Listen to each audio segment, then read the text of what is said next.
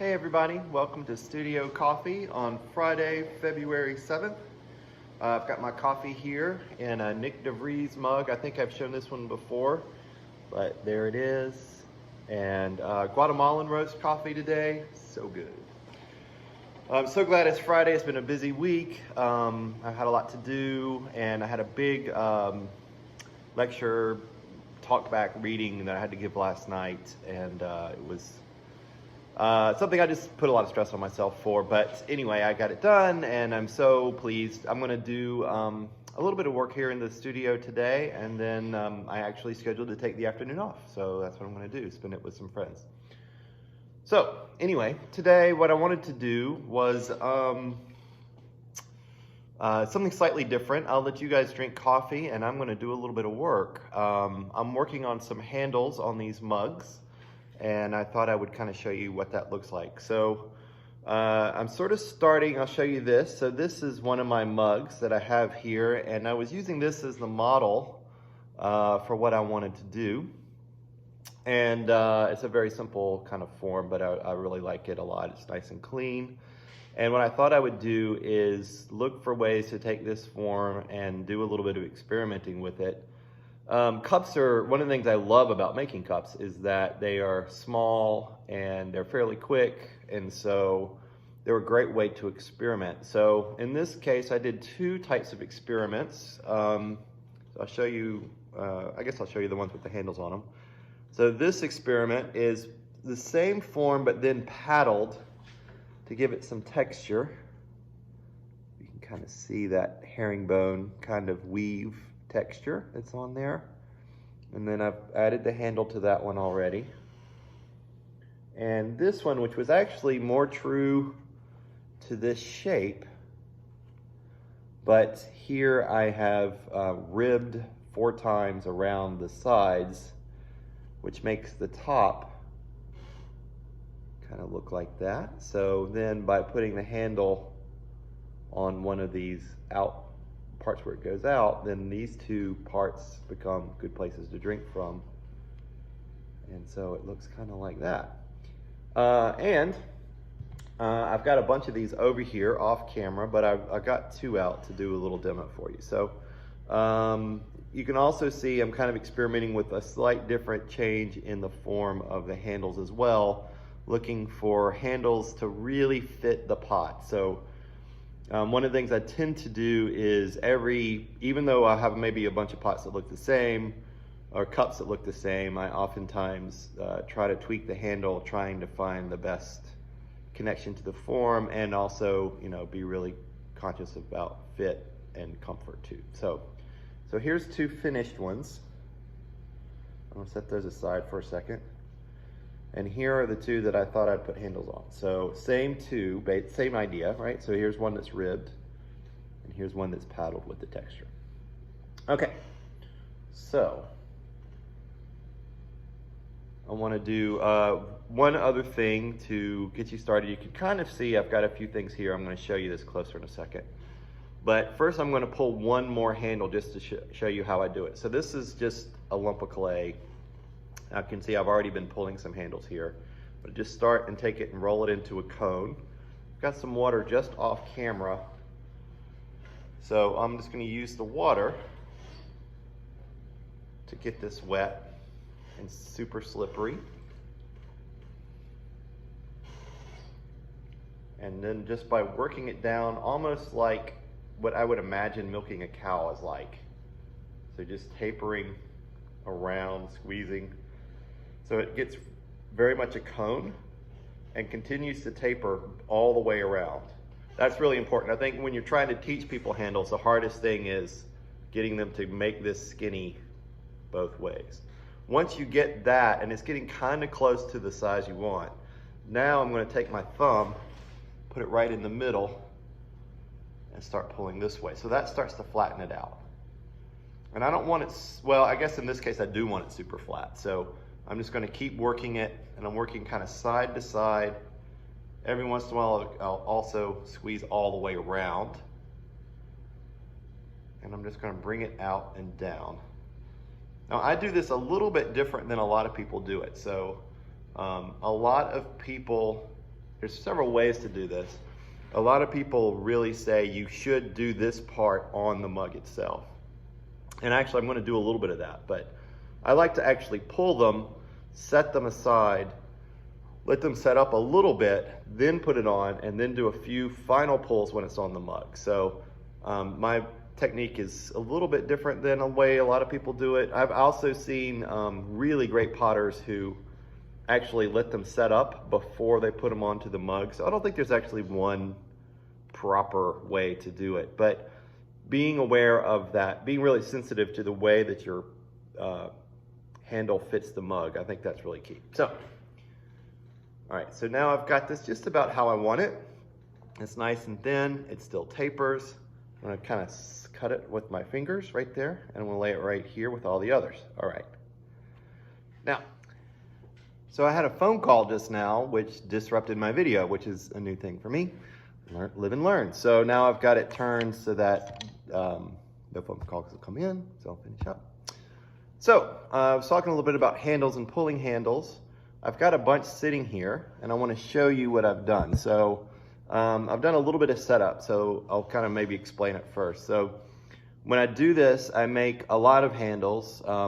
So I've got actually 8 to do today, so I had to make at least 16 handles, because what I'm going to do is do double handles where the 2 handles lay on top of each other. So let me show you where those are. They're off to the side here, and then also I've got the mugs prepared. So I'm going to have to show you. Okay, so here you can see the handles just laying on my table, and then I've already taken a couple and doubled them up. I didn't have to score and slip to put them together because there was already slip on the handles from pulling. Also, with the 2 mugs that I'm going to put handles on, I've decided where I want the handles to go, and I've scored and slipped those. So the one on the left will be a 2-fingered handle. The one on the right will be a 1-fingered handle. Okay, now that I've got my setup done, I'm ready to attach. So a lot of people, well, so anyway, here's what I'm gonna do. I'm gonna take this, so this 2-fingered handle, I've cut the front off and kind of squeezed it down a little bit to make sure that they're nice and secure. So they're actually secure all the way down, okay? So now I'm gonna attach it to the mug. Then after attaching it to the mug, I'm going to pull it a little bit more to get its final shape and then put it into place. So the first thing that I tell students to do before you put on a handle is you have to spank it with your fingers. So, you know, you have to you want this part to actually flare out kind of like a nail head. And that gives you the area that allows you to cut it. So we're going to give it a little spanking. Okay, just tap it down. And then I'm also going to tap it a little bit this way. All right, so that sort of creates a little bit more space for the attachment.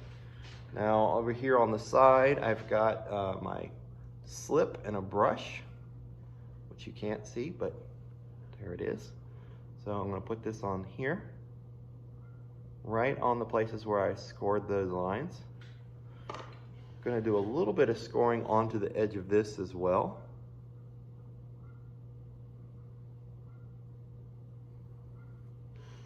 Okay, now I'm going to attach this. So, sorry I can't show you this too well, but I'll show you as soon as I get it on.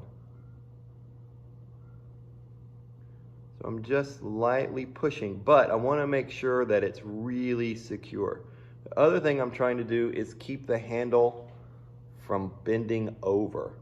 So I don't want it to bend. Every time you bend the handle, it gets a little bit weaker. So you kind of want to, if you can, only bend it once. So maybe twice, but not a lot of bending.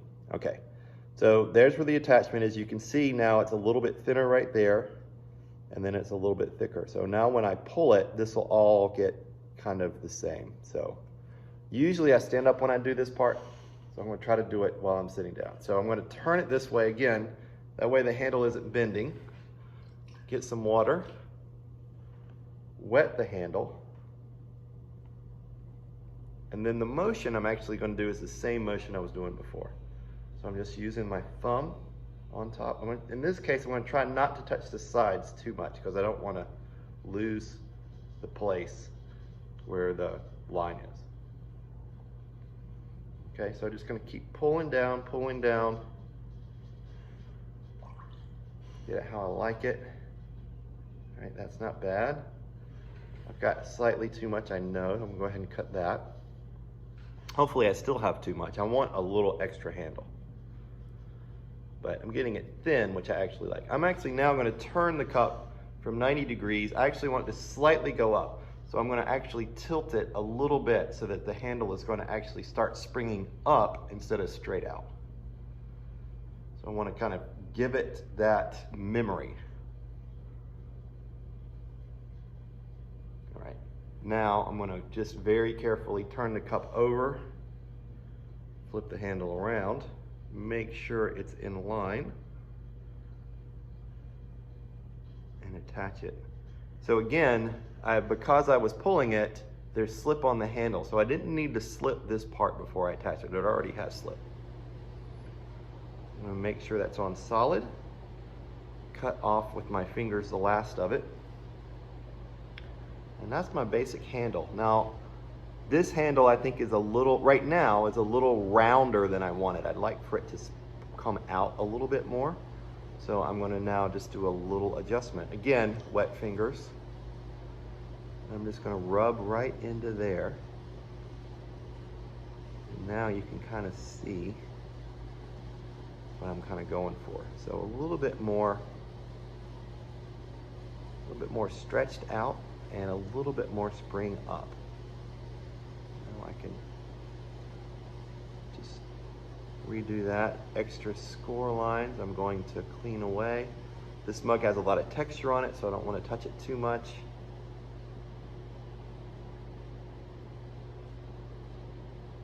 Okay, so here it is, handle. I'm gonna let this dry for a little bit. The handles will dry really, really fast. So I'm gonna let it dry for a little bit and then I can touch it up some more, put my stamp on it, and that'll be done. After that, I wanna cover the handle to let the whole pot dry together. With some clays, if you don't cover the pot after you put the handle on, the shrinkage will cause the handle to knock back off. Okay, one more. So I'll go through this one maybe slightly faster. So again, this is already together. I'm going to cut the ends, get a fresh end, squeeze it, make sure it's really tight, tap it, or spank it.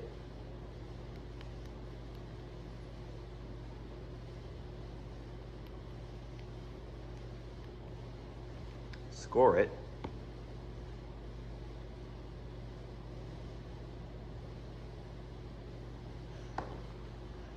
Slip on the mug.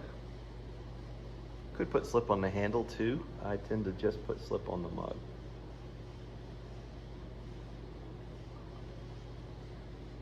So here's my mug that I'm working on. This handle's a little bit further up. So this one goes, this will hopefully be a 2-fingered mug. I think I can pull that off. Attachment. And while I'm attaching, I'm keeping the rest of the handle straight. Kind of see how I'm holding it. Yeah, that's pretty good. All right, so I've kept it straight. Turn the mug. Final pull. Kind of wet it. Just be really gentle with it here.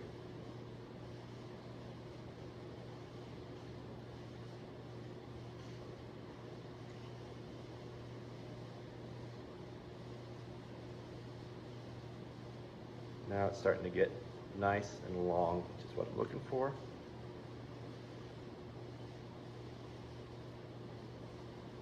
Yeah, that's good. I really like this one. Okay, now this one I want to try to kick up again, so I'm going to start this way. I want to kick it up slightly differently than the last one. Flip it. I'm going to leave a little extra, a little bit more handle than I actually want. Right, so now I'm going to attach that, just make sure that's nice and straight. This one wants to go off to the side, but I think I got it. okay? So that actually is a little more handle than I actually want, which I'm actually going to use now. So you can kind of see, in a way, I kind of like the shape of this, but I don't think it's really good for the mug, right? I think the mug has so much weight down at the bottom that what I want to do is give it the handle a little bit of lift, and I think that'll help counteract that. So this is kind of where like just experience comes into play. Like think about experimentation. So now I'm going to kick this up by putting my finger under here, and I'm actually going to just raise it up.